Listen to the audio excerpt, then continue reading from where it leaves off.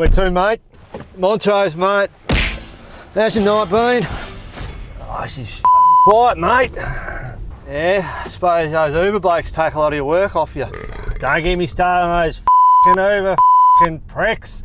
Tell you what, come and taking me bloody money away from me. Assholes. Yeah, fair enough, mate. Good on you. Yeah. So a bit of background, when GST was first introduced, businesses with a certain turnover didn't have to register for GST.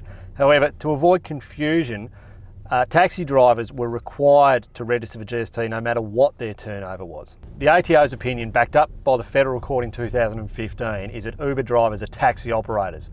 Therefore, they must register for GST, and 1/11 of their sales is GST. If you're thinking, how are they going to catch me? The ATO have some pretty strong powers. They can and request all the information they want from Uber, and they've got information of all drivers who have received income in Australia from Uber.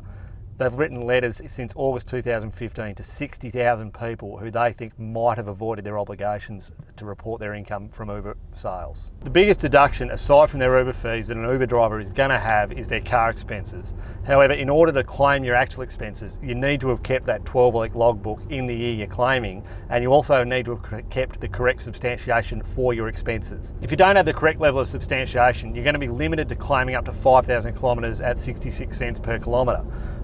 Full-time Uber drivers might spend upwards of $20,000 a year in running costs for their car, but be limited to a $3,300 claim and only 20% of the GST on their expenses if they haven't kept a logbook. One bonus at least is that as of December 2017, Uber became a registered Australian company, which means that Uber drivers can now claim GST on the fees they pay to Uber. In short, there's not a lot of tax advice here. It's more of a shout out to the 20 to 30% of people who are driving in Uber and the ATO think might not be complying with their tax and GST obligations. You're well and truly on the ATO's radar.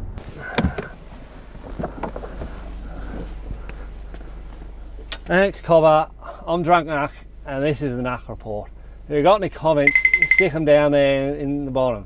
See ya.